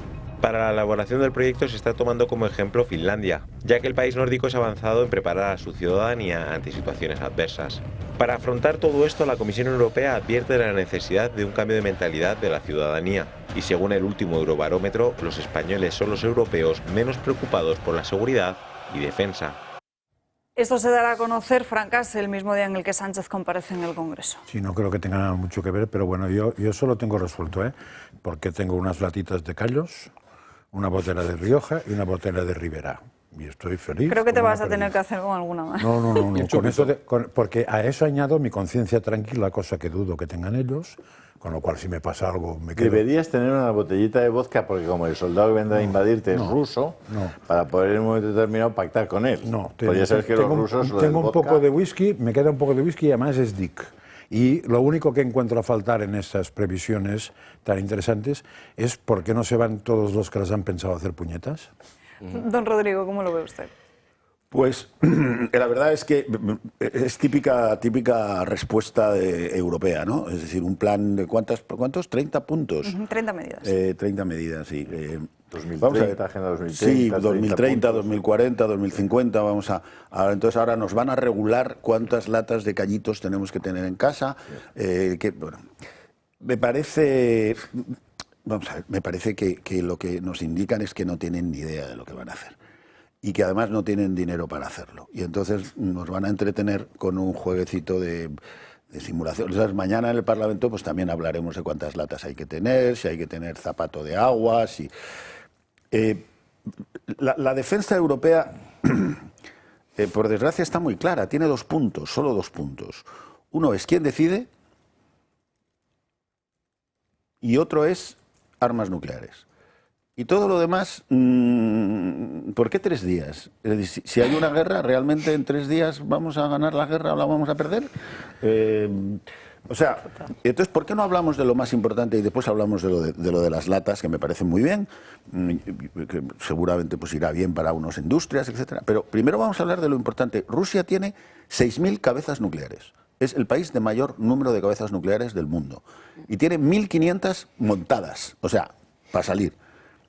Entre Francia e Inglaterra no creo que lleguen a 300 o 350 cabezas nucleares y además mucho más antiguas. Estados Unidos tiene muchas y hasta ahora hemos aparcado esa decisión en el presidente de Estados Unidos. Nos guste o no nos guste, pero desde el año 45 hemos decidido que si había que ponerse tontos, el botón lo tenían ellos. Ahora, ¿quién va a tener? O sea, que vamos a sustituir el botón nuclear por el número de latas de conservas que tenemos en casa. La verdad es que es decepcionante que el Parlamento Europeo nos mande, o la Comisión Europea nos mande esto, a 20.000 euros al mes de sueldo. La verdad es que es una cosa para llorar. Entonces, los rusos aquí no van a llegar. O sea, porque eso parece. Pero van a mandar de todo. Es decir, entonces, no sé, esto me parece. Si el debate europeo va a ser entonces realmente... Bájate, pero no puedes. Entonces, en Washington se están riendo de nosotros a mandíbula batiente. Pero, o sea, dicen, estos no tienen solución, van a tragar con todo lo que les pongamos. Porque si lo único que van a hacer es acumular latas en su casa y tener 30 medidas, y solo hay 2 temas, que es quién manda y cuántas cabezas nucleares tienes. Es lo único que le tienes que contar a Putin. Mientras que le digas que no sabes quién manda y que tú no vas a tener cabezas nucleares, a Putin no le interesa absolutamente nada. Perdón, por la... Luego Miguel Ángel. No. Yo la verdad que comparto, Rodrigo, mucho de lo que has dicho, sobre todo cuando tenemos una crisis que está pasando dentro de la propia Unión Europea, que es importante. Y lo dijo el otro día la presidenta Ayuso, que a ver si despertaba la Unión Europea y se daba cuenta que el problema lo tenemos en nuestras propias fronteras, que no se están defendiendo y que no se están aplicando las políticas como se debe en frontera. Cuando estamos regalando 2,5 millones de euros en vehículos para que Marruecos se siga comprando coches y tal, pero decimos que es que hay una relación de amistad. No, lo que hay es una relación de extorsión desde el gobierno de Marruecos al gobierno de España por unas SIMs y por una serie de cosas que todavía nadie ha dicho y se van ocultando en este debate político de tanto puterío, de tanta cocaína y demás. Parece que todo ese fango se va quedando un poco en el reducto olvidado. Y necesitamos una Europa fuerte que defienda sus fronteras. Tenemos una guerra prácticamente colindando, que es Ucrania, y que yo sinceramente comparto una reflexión que hizo el otro día Cayetano Álvarez de Toledo, y es que Europa no hay que destruirla porque nos ha dado mucho. Lo que hay que hacer es reestructurarla y tener líderes que realmente llamen a una Unión Europea como lo que fue en un principio la Unión Europea, porque no solucionamos nada con 3 días teniendo suministros en casa. Si estalla una bomba nuclear, no se salva a nadie, y eso es una realidad. Entonces, espero que no estemos a merced de que se toque el botón, pero sí que es cierto que volvemos a esa política de polos en la que tenemos todos los polos enfrentados, y es peligroso porque estamos en medio, sin toma de decisiones, sin capacidad, sin fuerza de ningún tipo. Que nos volvamos a rearmar me parece lógico y evidente, más teniendo Ceuta y Melilla casi prácticamente desprotegidas en estos momentos, porque es que el gobierno de España no da medios a la policía y a la Guardia Civil, que son los que tienen que defender allí la frontera. Están sin medios, están sin nada, haciendo las cosas como pueden, con uñas y dientes prácticamente. Que mueren ahí policías, que mueren guardias civiles y nadie dice absolutamente nada. Y esto se tapa. Y esto es lo triste que tenemos que vivir actualmente en España. Pero entonces, primero tenemos... dinero a... No, pero que tenemos que defender... Y tenemos a los guardias civiles durmiendo en cuarteles y en residencias. No solo durmiendo en cuarteles y en residencias, es que pensemos que la Ertzaintza actualmente es la policía mejor pagada de España, sin pensar en ningún momento en la Policía Nacional ni en la Guardia Civil, que están abandonados a los pies de los caballos con este gobierno que les ha llamado piolines. Entonces, esta es la bajeza que tenemos. ¿Qué va a hacer Europa? Pues esto no me parece que sea la solución, que nos pongamos una mochila con 3 latas en conserva. No, esta no es la solución. La solución es que cuando uno está en un cargo de responsabilidad tiene que evitar por todos los medios que los ciudadanos nos veamos envueltos en una guerra. Necesitamos gente en la toma de decisiones. Miguel Ángel. A ver, yo es que creo que todo esto es una gran estafa y yo no me fío en absoluto últimamente, en los últimos ejercicios, que ya no me fío nada de la Unión Europea, en especial de la Comisión Europea. Lamento este tipo de mensajes catastrofistas, porque hay buena parte de la población que va a ir a comprar esos suministros porque se cree que realmente la amenaza existe.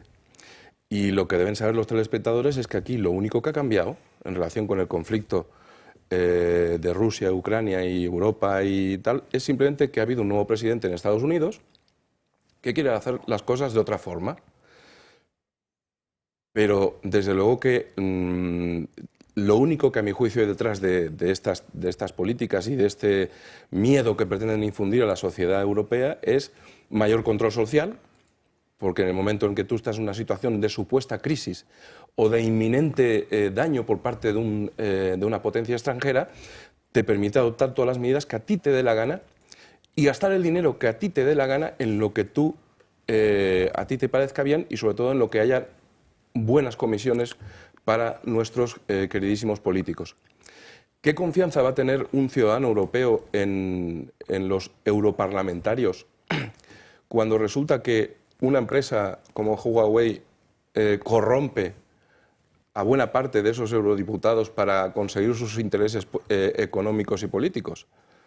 Yo sinceramente es que no me creo nada de todo esto y lamentablemente, bueno, antes era la Agenda 2030. Ahora, y por cierto, en relación con la Agenda 2030, ha sido muy interesante sobre el que la agenda política de la izquierda lo tiene muy claro y tiene una estrategia muy clara. Perfecto. Pero también es cierto que buena parte de la derecha defiende como si fuese de la izquierda esa agenda, hasta el punto de ver a buena parte de los políticos de derechas con el PIN, e incluso nuestro jefe del Estado con el PIN de la Agenda 2030. Es decir, o reaccionamos o van a hacer con nosotros lo que quieran. Ya lo hicieron con las vacunas durante la pandemia.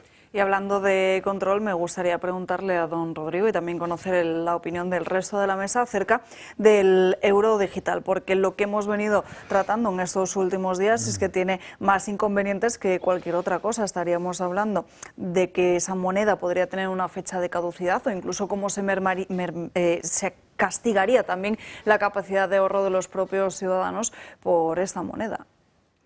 La verdad es que el proyecto del euro digital que el Banco Central Europeo nos ha anunciado pues tiene aspectos técnicos que podemos pensar. Bueno, las monedas digitales pueden ser más rápidas, más baratas de cambiar, más baratas de enviar. Bueno, tienen muchas cosas que ya tienen las monedas digitales como las monedas cripto, etcétera.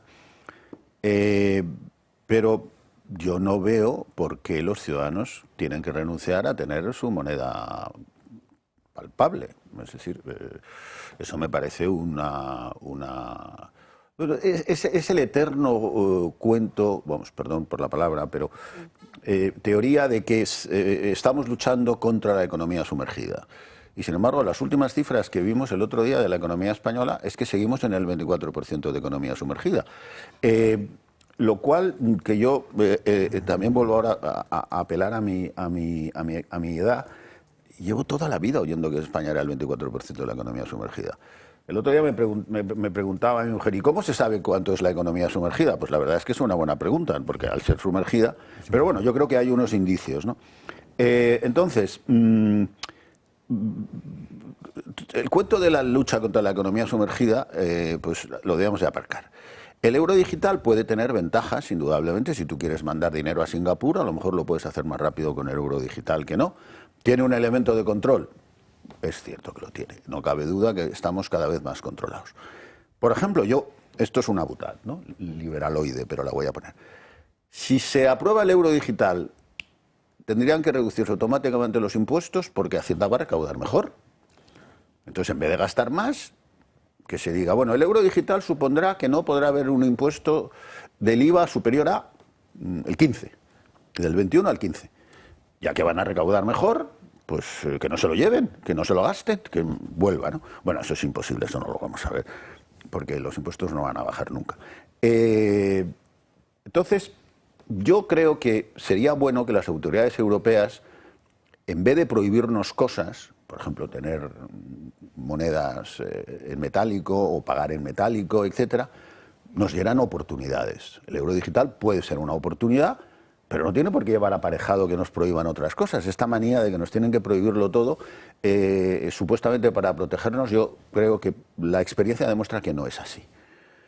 El Banco Central Europeo podría hacer otras cosas más importantes, quizás, ¿no? Como sería facilitar que el ahorro europeo fluya y que los ahorradores finlandeses a lo mejor quieran comprar deuda pública en otro estado con facilidad, que ahora lo pueden hacer, pero no lo hacen todo lo suficiente. Y la regulación bancaria europea fuera competitiva con la regulación bancaria americana, por ejemplo. Eso podría ser, porque y no seré yo, ni tengo por qué, ni nadie me lo pide, o sea, no se trata de que nuestros bancos estén menos regulados, pero que los tengamos ultra regulados cuando tenemos que competir en la captación de ahorro, pues quizás es un gravísimo error, y quizás que tuviéramos unas normas europeas para incentivar el ahorro a largo plazo, ¿no?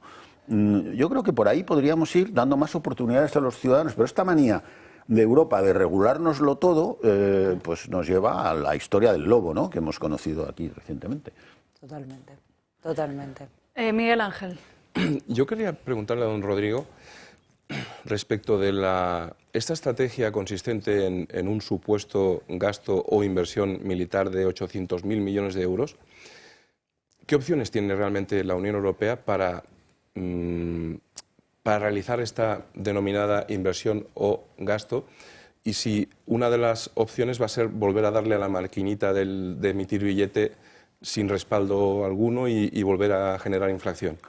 Bueno, vamos a ver. El gasto en defensa, como Estados Unidos demuestra, puede ser un gran negocio. Es decir, por ejemplo, equiparar los sueldos de nuestros guardias civiles y de nuestros policías, correcto, pues yo, por ejemplo, lo consideraría prioritario. El primer capítulo del gasto en defensa, que todas las policías españolas ganen lo mismo y que los acondicionamientos sean iguales. Claro. Por lo menos ahí habría más consumo y habría seguramente más inversión. Después, la defensa que vivimos, todos tenemos en la cabeza la famosa, creo que era Bismarck, el que dice hay que elegir entre cañones y mantequilla, me parece que es Bismarck. Es una cosa como muy alemana eso, ¿no? Cañones y mantequilla. Pero ahora resulta que los ucranianos, con drones prácticamente comerciales, impiden que la armada rusa salga al Mar Negro. Porque por eso los rusos lo están planteando en las negociaciones, porque es que están ganando la guerra en el terreno, con muchas bajas, pero la han perdido en el mar, por ejemplo. Entonces, lo que quiero decir es que lo que se llama, la tecnología de doble uso ha aumentado de manera considerable. Starlink, que es de un señor privado, el famoso Musk, pues al mismo tiempo se utiliza para mandar mensajes o para mandar correos, y se utiliza para mandar drones, pues unos de transporte y otros con armas. Por lo tanto, la inversión en defensa puede ser un gran negocio para las sociedades, porque puede tener, por un lado, infraestructuras y por otro lado, material, y por otro lado, investigación, y por otro lado, la guerra cibernética, todos estos materiales. Por lo tanto, yo creo que ahí eso Europa tiene dinero para desviarlo. Es posible. Ahora, ¿cómo se va a financiar? Gran pregunta. Europa ha dicho, hacen falta 800.000 millones, yo pongo 150.000, que los desvío de un gasto que no me he gastado. Gran sorpresa, pero bueno, si no se lo han gastado, pues está bien que lo desvíen. No sé, habría que explicar por qué no se lo han gastado, quién lo pierde, pero bueno, era una reserva que tenían. Vale, de acuerdo. Esas cosas que tiene la contabilidad. Pero ha dicho, los otros 650.000 es su asunto, usted a mí no me mire. Los alemanes han dicho, nosotros vamos a emitir deuda. Alemania va a pasar de ser un emisor pequeñísimo de deuda a estar hablando de, las cifras gordas, estás hablando de 500.000 por un lado, 500.000 por otro, 1 billón, o sea que es casi 2/3 de toda la deuda histórica española. Entonces ahí claro que va a haber mucha deuda. Va a haber deuda. Una parte de la deuda puede ser que se recupere porque sea efectiva, eficiente, y otra puede que no.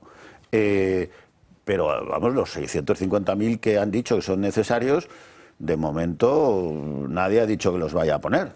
Las compañías europeas en bolsa, las compañías militares o relacionadas, que pueden ser relacionadas con gastos militares en bolsa, se están poniendo muy contentas, lo cual quiere decir que el dinero está dispuesto a ir. Dinero privado en Europa hay, claro que lo hay. Lo que pasa es que tiene que ser atractivo, lo hay en Estados Unidos, una gran parte del dinero que va a Estados Unidos es europeo, pues de lo que se trata es de que en vez de ir para allá, venga para acá. Elisa. Bueno, yo hacer un pequeño comentario, porque con todo el tema este del euro digital, yo creo que hay algo, y es que lo que no se puede atentar nunca es contra la libertad de un ciudadano, ¿no? Y todo aquello que sea atarle más, imponerle más, siempre deberíamos estar todos frontalmente en contra, sea uno de la ideología que sea, porque no nos viene bien a nadie. Pero sí que es cierto que yo creo que hay diversos poderes políticos, sobre todo en la izquierda, que lo que buscan son esos borregos y apesebrados por sistema. Pero hay una noticia muy curiosa de hace 4 días, que Suecia y Noruega, que son 2 de los países que hay en Europa que menos efectivo tienen en marcha, es decir, que más utilizan el pago con tarjeta, han dicho que van a retroceder y que se tiene que empezar a utilizar más el efectivo. Es más, en Noruega han sancionado una ley para todos aquellos comercios que no acepten el pago en efectivo. ¿Y esto por qué? Porque esto que está saliendo de la mochila de 3 días de resistencia, en Francia salió anteayer una noticia de esta mochila, pero indicando también la necesidad de tener ese dinero en efectivo. No nos olvidemos que si en caso que Dios no lo quiera y que no lo tengamos que ver nadie, ver una guerra cerca de nuestro territorio o en nuestro propio territorio, si no hay dinero en efectivo, ¿de qué manera si te pueden atacar ahora, es que si te quedas sin luz un país, no tienes nada que hacer, ¿no? Entonces tenemos que ser realistas, el dinero en efectivo es fundamental. No podemos dejarnos llevar únicamente por los números cuando realmente el 59% de las transacciones en Europa se hacen con dinero en efectivo, es decir, tampoco hay una necesidad ni una demanda de un euro digital, pero sí que es cierto que hacemos muchísimos pagos por Internet, hay que ser conscientes, tenemos plataformas como puede ser PayPal para hacer pagos, etcétera, etcétera. ¿Que hay que seguir avanzando? Hay que seguir avanzando, pero yo no creo que este euro digital haya llegado para apartar lo que es nuestra moneda física, sino que es un sistema más que se intentará y se saca adelante y que luego la gente no va a utilizar y por lo tanto decaerá, pero no va a utilizar porque la gente utiliza su tarjeta diaria y entonces ahora que te pongan una nueva aplicación limitada a 8.000 euros de ingresos, si no me equivoco, que estuve leyendo, entonces que no es una cuestión así ni ágil ni sencilla, que creo que esto ha sido pues sacar adelante un proyecto que estaba ahí metido en un cajón, pero que la realidad es que la mayor parte de la gente utiliza el efectivo. Quizás donde menos es en España porque nos hemos acostumbrado a ese pago, pero que cuando te vas a una España más rural, como no lleves dinero en efectivo, no pagas. Entonces, creo que hay que ser consciente que esto yo creo que es como una pompa que han querido lanzar, pero a mí no me parece realista ni que se vaya a llevar a término. Mi única esperanza de que el dinero digital no triunfe es que la cantidad de ladrones que mandan en el mundo se quedarían con un gran problema, que es que coño hacen con el metálico que tienen escondido, los políticos incluidos. Nos despedimos. Bueno, pero eso es que eso ha venido eso estaba dentro de un plan. Estamos en lo de siempre. Primero, nos marcan el tema de conversación. Y aquí hay que hablar de lo que ellos deciden que se hable. Hoy, del camping gas y de las estufas y de las latas de callos. Bueno, yo estoy dispuesto a hablarlo porque no me queda otro remedio, pero no a pensar que lo que estoy haciendo es razonable. Creo que lo que estamos haciendo no es razonable ni tiene ningún sentido. Pero bueno, lo hacemos porque estamos en el carril. Pero es que os recuerdo que en España solo se pueden pagar 1.000 euros en efectivo, en Italia 10.000. Claro. 1.000 euros. Es decir, pero vamos a ver, ¿usted por qué me dice a mí cuánto dinero puedo pagar en efectivo? ¿Pero por qué? O sea, insisto, es que esa ventana de Overton hay que echarla ya para atrás de una puñetera vez. Es decir, no tiene ningún sentido. Es decir, lo que decía Rodrigo, lo que decía Elisa, o sea, mañana se va la luz y no tengo nada para pagar. Claro. Pero Julio... O sea, lo que les pasó a los ucranianos cuando salieron en masa de Rusia... ¿Qué hicieron? Pues los judíos, que son los más listos, llevan una bolsita con brillantes, por eso mueven todo el mercado de brillantes en Amberes, porque saben que en un momento determinado los únicos que van a sobrevivir, porque tendrán algo con lo que pagar, que valdrá algo, son los que tengan brillantes, porque el oro pesa mucho. O sea, por favor, hombre. Julio, nos vemos mañana. Nos tenemos que ir a la última. Disculpadme. Que todos son de su Nos tenemos que ir a la última pausa de publicidad del día de hoy. Enseguida volvemos.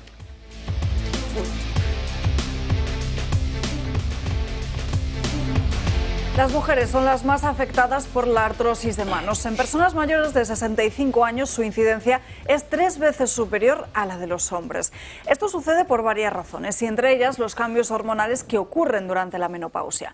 La disminución de los niveles de estrógenos puede influir en la salud de las articulaciones, ya que esta hormona juega un papel muy importante en la protección del cartílago. Además, las mujeres suelen tener una mayor predisposición genética y realizan actividades cotidianas que implican movimientos repetitivos de las manos, incrementando ese desgaste articular. Si este es su caso y el dolor y la inflamación le afectan en su día a día, los guantes de Relax Quantic Nanotech pueden ayudarle de forma además muy cómoda y eficaz. Adolfo Albistur es responsable del proyecto Mejorando tu Vida. Buenas tardes. Muy buenas tardes, Alba. Pues efectivamente, cuando la artrosis comienza, por desgracia, va a ir evolucionando.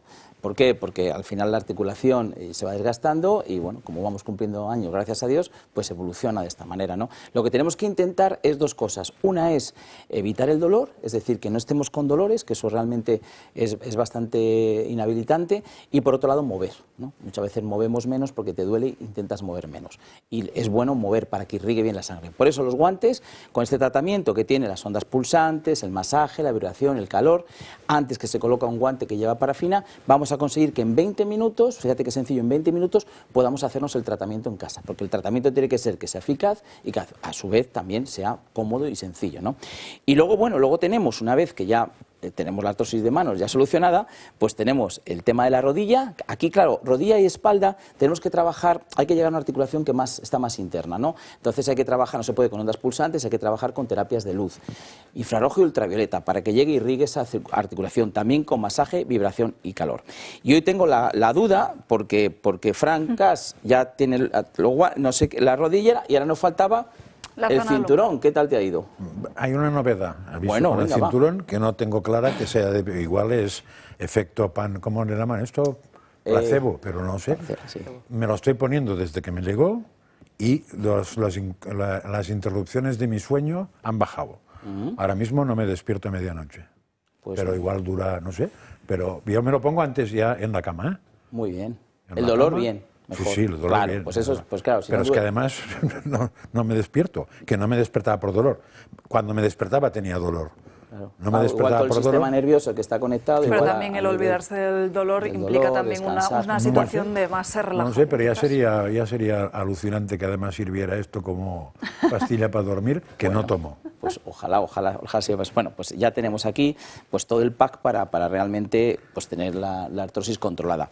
Y nada, decirles que con cualquiera de los productos, y si ya tienen algún producto nuestro también, le regalamos la telemedicina, que estás en casa y tienes cualquier duda, oye, pues ¿puedo tomar un ibuprofeno si tengo la tensión alta? Bueno, cosas que a lo mejor te surgen, que no tienes por qué ir al médico, pero que es bueno, pues bueno, vas a tener ese control con el médico a través de una videoconferencia. Y también os regalamos, espectadores del Toro Televisión, el libro Historia de nuestros médicos, que ya sabéis que los fines de semana, pues aquí entrevistamos a médicos maravillosos y excelentísimos, que nos cuentan su vida, su historia, y bueno, hacemos algo entrañable, así que también, ahí tenéis un teléfono para que llaméis para cualquiera de los productos de la artrosis, con ese regalo de la telemedicina, Historia de nuestros médicos, a ese 900-730-122.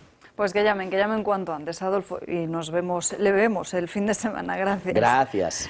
Vamos con más asuntos. Nos vamos hasta Estados Unidos, María Vallejo, con Donald Trump y esos aranceles que ha anunciado para todo aquel que compre gas o petróleo a Venezuela.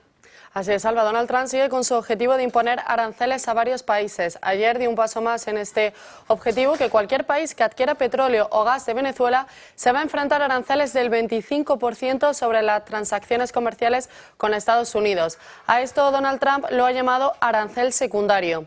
Esa medida es una represalia a Venezuela porque, tal y como ha asegurado Trump, Maduro ha enviado a propósito y con engaños a decenas de miles de criminales como asesinos o miembros de organizaciones delictivas.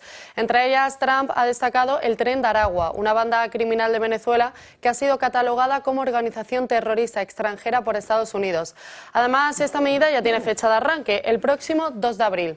Entre los países afectados se encuentra España. Según la Corporación de Reservas Estratégicas de Productos Petrolíferos, nuestro país importó 3 millones de toneladas de petróleo de Venezuela en el año 2024, el año pasado, lo que supuso un aumento del 116% con respecto al 2023.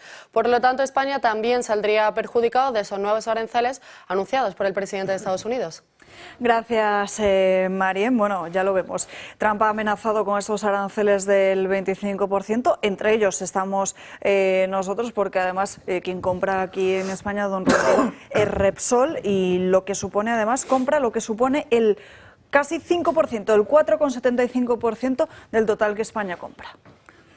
Pues es una decisión política, indudablemente, no solo económica, muy fuerte contra el régimen de Maduro, que va a tener pues, afectados colaterales, como se dice en otros casos, en este caso pues una empresa española y otras, pero que indudablemente va a ser aparentemente muy poderosa desde el punto de vista de la disuasión, porque claro, nuestra empresa Repsol pues compra una parte muy pequeña del petróleo de Venezuela, pero claro, las empresas chinas compran mucho, y las empresas chinas es parte del conflicto general mundial que tenemos entre Estados Unidos y China, que se ramifica en muchas direcciones, y una de estas, ¿no? Las sanciones, como nos ha enseñado las sanciones rusas, pues tienden a encontrar caminos de salida, ¿no? Dependerá de con la intensidad que el Tesoro norteamericano las quiera aplicar. Pero desde luego hay una empresa americana, ahora no me acuerdo cuál es, una de las grandes. Chevron. Chevron, sí, efectivamente, esa es. Pues esa también se va a llevar un morrón fuerte, ¿no? Entonces es una decisión que indica un escalón de presión sobre el régimen de Venezuela muy considerable y que, bueno, yo por un lado tengo que decir que espero que tenga efectos en que el régimen de Venezuela esté dispuesto a cambiar. Lo que pasa es que estas medidas, como nos ha enseñado otras sanciones, tienen efectos a medio plazo, pero no inmediatos nunca, ¿no? Porque los operadores encuentran caminos distintos y dependerá mucho, como digo, de la voluntad que tenga el Tesoro norteamericano de aplicarla, ¿no? Pero parece que Chevron no es un problema de que ponga aranceles, sino que le quita la licencia a Trump si el día tal no deja de comprar petróleo de Venezuela. Eso no lo sabía, pero sí. O sea, que no es lo mismo, ¿eh? Bueno, eso ya es mucho más fuerte. Claro, o sea, lo que ha hecho Trump es las empresas norteamericanas que trabajan con Venezuela pierden la licencia a partir del día tal, que no sé si es el día 9, que más curiosamente aquí se comentó que es el mismo día que me parece que Maduro está en Moscú. Este sería la medida más fuerte que ha tomado Estados Unidos sobre Venezuela en los últimos muchos años. ¿No? Ha dicho que la toma, vamos a ver. Y si la toma, pues va a ser muy fuerte, ¿no? Eso acaba con el régimen de Maduro. Bueno, eso tampoco está claro, porque los regímenes policíacos aguantan mucho más, como ha demostrado Cuba y como demuestra Corea del Norte, pero indudablemente esta es una medida muy poderosa porque el mercado del dólar, ninguna empresa multinacional de ningún país quiere que le prohíban entrar en el mercado del dólar o de los bancos americanos, ¿no? Entonces es una medida que si la quieren tomar en serio hace mucho daño, ¿no? Elisa. Bueno, tengamos en cuenta que los aranceles de Estados Unidos, según he leído en un artículo del Economista, afectarían a 30.000 pymes de nuestro país, que creo que es algo en lo que tenemos que poner un foco especial. ¿Qué vamos a hacer? ¿Qué va a hacer el Gobierno de España, que actualmente no pinta absolutamente nada en política internacional y menos en la política que tenga que ver en un diálogo con Trump? Y sobre todo esto coincide, la subida de los aranceles en Estados Unidos, también con una facilidad, flexibilidad y bajadas de impuestos a todas aquellas nuevas empresas que se constituyan en el suelo estadounidense, lo que está haciendo también un efecto llamada a muchísimas empresas a fijar lógicamente su empresa en Estados Unidos, y que puede hacer que tengamos ahí un pequeño susto, ¿no? Ya no solo porque digas tengo Delaware, sino porque queremos facilitar, bajar el impuesto de sociedades, etcétera, etcétera. Entonces yo creo que aquí España tiene que también darse cuenta que la política económica que tenemos para las empresas es asfixiante, y que nuestras pequeñas pymes, si mayormente tú vendes a Estados Unidos, muchas van a pensar en irse allí, instaurarse allí y olvidarse de lo que es nuestro país, ¿no? Y esto puede ser muy peligroso. Y luego tenemos una Europa que, bueno, ha detenido ahora mismo los aranceles que iba a poner en contra de los aranceles que iba a poner Estados Unidos, un poco por hacer esa guerra arancelaria, y que creo que tenemos todos que intentar llegar a un buen acuerdo y a un buen entendimiento. Pero claro, ¿qué líder tenemos en España actualmente que pueda partir la pana por nosotros? Sánchez no es, a Sánchez le da igual. Sánchez lo único que quiere es un minuto de gloria y salir por donde haga falta en cuanto deje la presidencia de este país, si es que planea en algún momento, ¿no? Pero es preocupante esas 30.000 pymes afectadas, y que el Gobierno de España no ha salido a decir nada, ni a defenderlas, ni a bajar cuotas, ni a bajar impuestos de sociedades, ni a hacer nada por nuestro tejido empresarial, que es fundamental para el sostenimiento del estado de bienestar. Sí, en el mismo sentido, yo pienso que estas 30.000 o las que sean pymes españolas, pues en relación con el Gobierno de España no deben esperar absolutamente nada. Les van a seguir crujiendo con los impuestos que tienen y que van a subir, por supuesto. Y también, desde el punto de vista internacional, es que Pedro Sánchez tiene como referente de las relaciones internacionales de España a Zapatero. Zapatero es el hermano pequeño o mayor de Maduro en términos políticos e incluso económicos, y además es que Zapatero resulta que es una de las personas que apoyó a la compañía Huawei en relación con su entrada o para desbloquear determinados acuerdos con esa compañía en Europa. Pues, ¿qué opinión va a tener el gobierno estadounidense respecto del gobierno español, pues la que tiene. En cuanto pida informes al embajador estadounidense en España, ya los ha mandado, pues le dirá de quién estamos hablando, con lo cual no hay nada que hacer. Una última cuestión y nos fijamos en Ucrania porque esta misma mañana, unos minutos antes de que empezáramos el programa, a las 12 del mediodía, terminaba esa segunda reunión entre los representantes de los gobiernos de Estados Unidos y de Ucrania. Se ha tratado, por lo que están informando algunos medios de comunicación internacionales, una posible tregua en los bombardeos al sistema energético. Rusia lo que estaría exigiendo en estos momentos es una serie de garantías a Ucrania. Mañana, por cierto, hay reunión de Macron con Zelensky y Kiev estaría barajando la cesión, además de la central de Zaporilla, a Estados Unidos, que es la mayor de Europa y que actualmente está bajo el control de Rusia. Rodrigo. Bueno, vamos a ver, la paz en Ucrania no va a ser nada fácil, aunque a los dos contendientes les conviene, porque Ucrania, desde el punto de vista territorial, después de la fallida ofensiva del 2023, pues no le iba bien, y Rusia, que le va mejor, pero a un coste humano brutal, el doble o más del doble de las víctimas, de los muertos ucranianos, ¿no? Y como he dicho antes, sorprendentemente Ucrania ha sido capaz de obligar a Rusia a meter sus barcos en puerto en el Mar Negro. Por lo tanto, en la zona afectada, porque no es todo el Mar Negro. Entonces, en ese sentido, yo creo que los dos bandos están un poco agotados. Rusia, según las cifras internacionales, está dedicando el 40% de su presupuesto a la guerra, lo cual es una cifra muy importante, ¿no? Y estamos hablando, entre heridos y muertos, cifras superiores a los 600.000-700.000 rusos y norcoreanos y demás, gente que han tenido que contratar. Por lo tanto, yo creo que lo que pasa es que la paz, claro, Rusia, por un lado, le han ofrecido, lo cual desde el punto de vista negociador, pues puede que tenga sentido o no lo tenga, no lo sé, que lo que tiene conquistado se lo queda.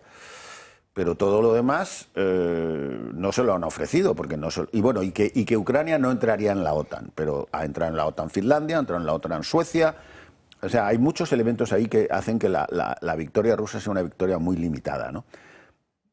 Estados Unidos, lo que parece indicar la posición tan aparentemente suave con Rusia de Estados Unidos, es que Estados Unidos lo que quiere es una alianza con Rusia, en mi opinión, para separarla de China. Claro. Y yo creo que eso es equivocado, porque Rusia no se va a separar de China.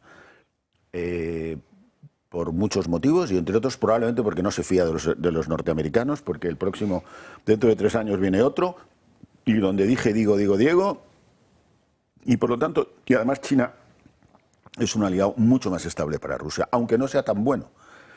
Entonces, Europa está ahí en una situación muy delicada, ¿no? Muy delicada, pero al mismo tiempo es una oportunidad y deberíamos de aprovecharla. Lo que pasa es que tenemos que ver si el que nos lidera es Macron. Yo no tengo nada en contra del señor Macron, pero no sé si el señor Macron tiene poder político para liderarnos. Y yo creo que von der Leyen tampoco lo tiene. Entonces, todo esto es un sistema de decisión muy complicado, ¿no? Las centrales nucleares, eso que ha dicho Trump, me quiero quedar con las centrales nucleares. Zaporilla, bueno, Zaporilla, primero la tienen los rusos, está por ver que los rusos te la den. Segundo, Zaporilla hay que hacerla nueva, porque es una tecnología de la época de Chernóbil. Entonces, eso, las compañías de seguros norteamericanas van a ser las primeras que le digan al inversor norteamericano que coja Zaporilla, a mí no me hables. Por lo tanto, ahí hay que gastarse un pastón, que puede que se pueda recuperar, yo no digo que no, pero hay que gastarse un pastón y hay que ver quiénes son los inversores. Si tú ahora vas a Wall Street y dices, vamos a invertir en Zaporilla, ¿dónde está Zaporilla? En la frontera entre Ucrania y Rusia. Pues no sé, ¿hasta qué punto no te quedas un poco? Y no podemos ir a otro sitio que esté un poquito más, en una zona un poco más fácil, ¿no?